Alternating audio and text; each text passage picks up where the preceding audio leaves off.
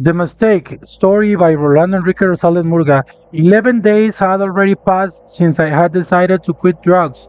I decided to visit Adalberto, the pusher, but he was not home, so I went to hang out with Gato and Octavio, my unfaithful disciples. We talked about all sorts of things when Homer arrived, a man whom I considered lacking in understanding. Among other things, he spoke about Porfirio Cadena, a gang member from La Union, and about the time he had fought alongside Edwin Fearless Juan in the Atlacatl battalion. Juan mentioned that a little while earlier. Mido, a friend of his who was a gang member, had been at the bus stop, heading toward the place where drugs were sold. I relapsed. I do not know why. Perhaps because of addiction, because I'm a fool. I will not make absurd excuses. They are unnecessary. I said it was dangerous to be seen with Mido while the police's 100-day plan was still in effect. They moved around in caravans. Walking beside a man covered in tattoos was equal to death. They would not take long to exterminate him. One kept telling me to shut up. When I realized it, Mito was standing in front of me. I spoke to him while trying to hide my surprise.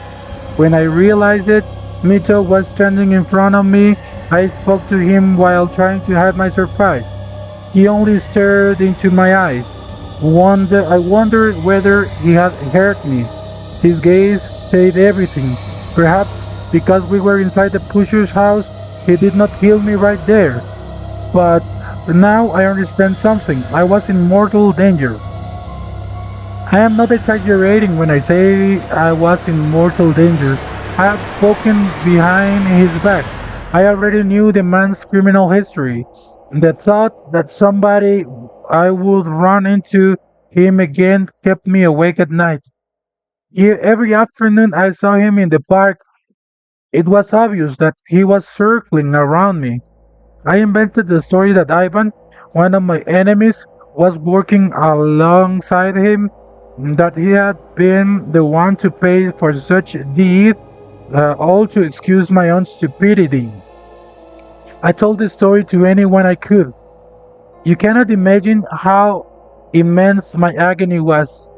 One afternoon, I was walking through the park. There was not a soul in sight.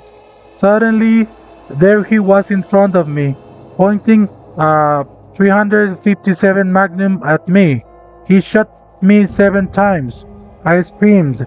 Then Nora, my psychologist, became frightened when she heard me. She asked what was wrong. I had lost myself inside my own mind while speaking with her. It had only been my imagination.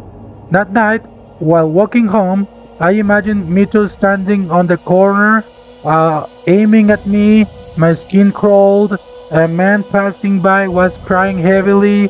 I only heard him mention some tragedy. I continued on my way. I, as I reached the corner, something launched at me. It was Ivan brandishing a knife and trying to stab me. During the struggle, I overpowered him and plunged the blade into him. I fled with blood covering my hands, but there was blood on my shirt as well, too much for it to belong only to Ivan, who now slept to never awaken again. My enterprise had just begun.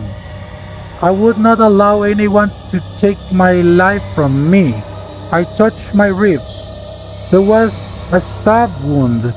I never noticed when he struck me. I did not even feel it. I walked toward the hospital and claimed I had been assaulted. I planned to use my police friends to destroy my enemy. After all, I knew how to pretend to be an innocent citizen. I always infiltrated wherever I wished. While the doctor stitched me up, I saw the young man who had been crying in the street recounting sinister events to someone else. There was a corpse upon the stretcher. They uncovered it. To my astonishment, it was Mito. Tears could be seen in the young man's eyes, yet I know how to read expressions. There was satisfaction hidden between them, as though he felt glad about Mito's death. Now I could walk peacefully again. It was 11:58 on Friday night. I was walking home as always. I passed by that corner where I imagined I would someday die. As I approached it, I laughed. With satisfaction, I said, "Never again." Suddenly, my body grew weary. I barely managed to hear countless gunshots. Everything faded into darkness while two familiar figures laughed before me, Mito and Ivan.